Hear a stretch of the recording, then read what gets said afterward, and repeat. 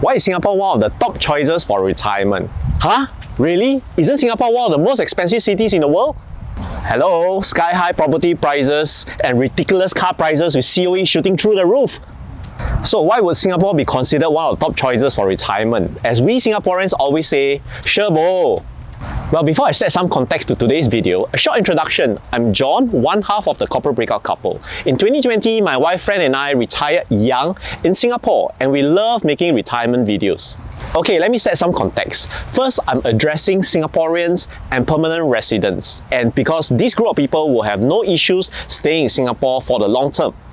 For foreigners without PR, I'd like to share with you some reasons in today's videos why you want to make Singapore your top choice as a retirement destination. And that means, of course, getting a leg into Singapore, first working here, getting your employment pass, and then getting your PR, and then eventually getting your Singapore citizenship. Allow me to share with you the beauties about my beloved Singapore. For one, we have world-class infrastructures and amenities. For example, the transport system, the public transport system is amazing. From the buses to the MRTs, they are so well connected and very nicely air-conditioned and very clean as well. Number two, safety and security. That is something that we should never ever take for granted, even though Singapore has a low crime rate. Remember, low crime doesn't mean no crime. Number three, Singapore is a cosmopolitan city and diverse in culture. As a foreigner, you will feel right at home here. Number four, Singapore is a clean and green city, one of the cleanest in the world. Look what's going on behind me. People are cleaning up the beach voluntarily. Number five, racial harmony. Singapore has many races and multiple religions, and Singapore has done a great job to keep everyone living harmoniously. I would like to talk about the cost of living in Singapore. In today's times, the perception of Singapore Incorporated, that's how we call it, is that it's a very expensive city to live in. That may be true from outside looking in, but for Singaporean and PR who's working and living here, it's important to have context with respect to your earning capacity, your salary, with respect to your quality of life, which is your basic needs and your wants, and importantly with respect to your purchasing power in Sing dollars. If you actually dive into the numbers, you'll find that there's certain cost categories that's pretty affordable, such as your public transport and your hawker food. If you are a Singaporean or PR earning 5,000 Sing dollars every month, and the cost of an unlimited bus and MRT ride card costs 128 Sing dollars, that's only 2.5% of your total salary. What about hawker food? You can find meals going for 3 to 4 Sing dollars, and that's a very small percentage of the salary. What about cooking at home? Cooking at home can be really economical as well, and you can find everything in fair price and cold storage, whatever you need. As much as Singaporeans don't want to admit it, the cost of basic needs is actually not as high with respect to the average household income. So is it really as expensive as what we are complaining about? Let me tell you something. What I really believe is the lifestyle inflation that's causing all this talk. And I'm talking about hipster cafes. Can you live without traveling every quarter, half yearly or every yearly? Can you live without your restaurants, your Japanese, your Italian food? That is the lifestyle inflation that's causing all this talk. What about housing? It's true, housing can be pretty expensive in Singapore, even for public housing like HDBs. HDB prices are no longer starting at 100 to 200,000 Sing dollars, but going for 400, 500,000 Sing dollars. However, as a Singaporean, I know that much of your property loan can be serviced by CPF, which you cannot take out anyway. And the government gives a lot of subsidies for first-timers. And not forgetting, most importantly, the prices of property in Singapore generally goes up, so you're holding an item of value. Therefore, your top three expenses, your transport, your groceries and food, and your housing, which is mostly serviced by your CPF, they are actually pretty low percentage of your total income. In today's video, I actually like to cover some technical aspects about Singapore, namely the financial stability and strength and the geographical location. And I'm doing comparisons because I've been traveling around together with my wife, going around to different places and looking at different retirement destinations, and I will still name Singapore as one of the top choices. Singapore is a global financial hub, growing from strength to strength. Our pro-business environment, our regulatory system, which is very effective, our infrastructure that supports all that, and the attraction of top talents substantiates that. For that reason, we have attracted lots of high net worth individuals into Singapore. For example, Ray Dalio, founder of Bridgewater Associates, one of the largest hedge funds.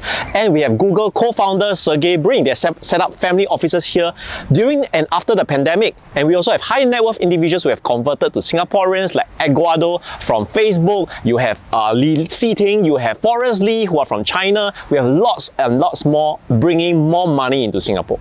It's no wonder when the Singapore government released their securities and bonds, the demand is so strong from your MAS bills, your T-bills, your Singapore savings bond and lots more, and they are all solid AAA ratings.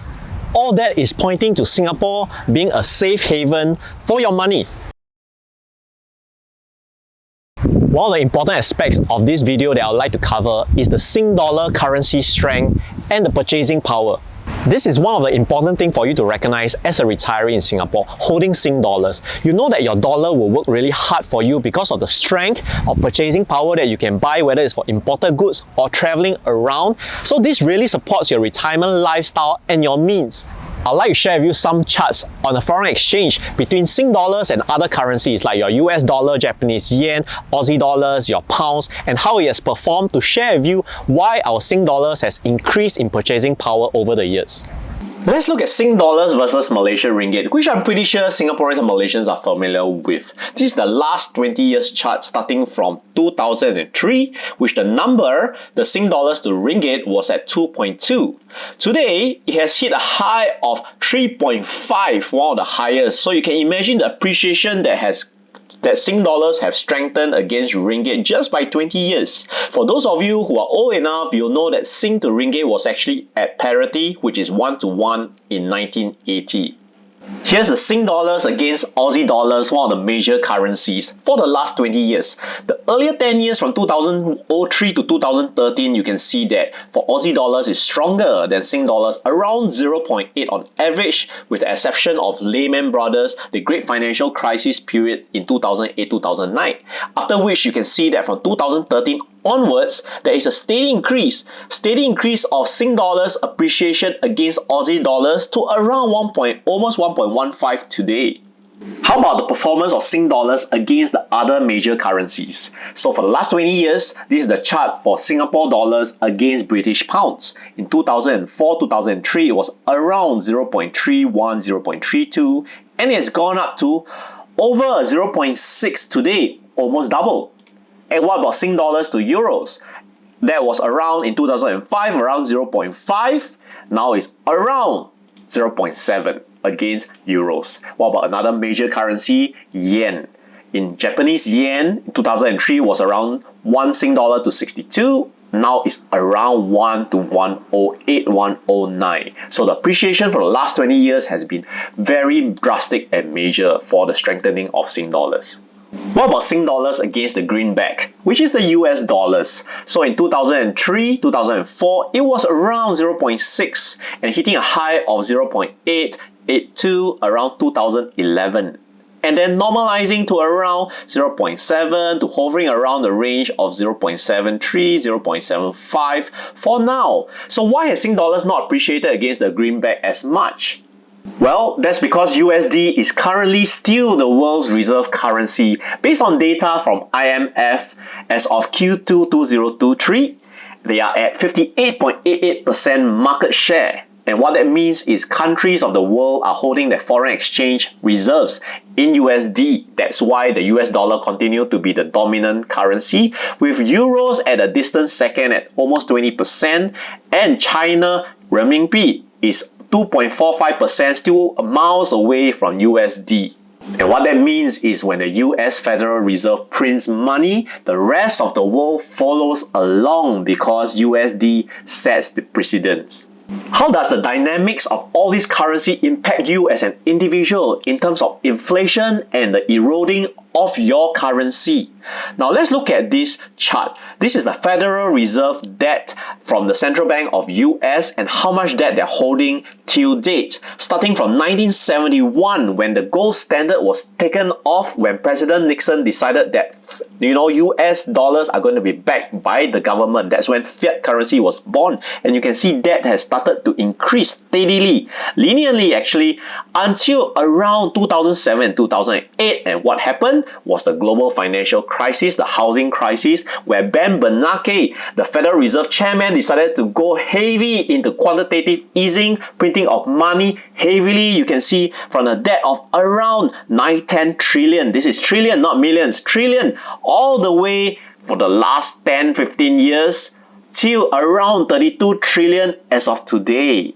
And what that means is inflation has severely increased because of the debt incurred, and that eroded your purchasing power all around the world.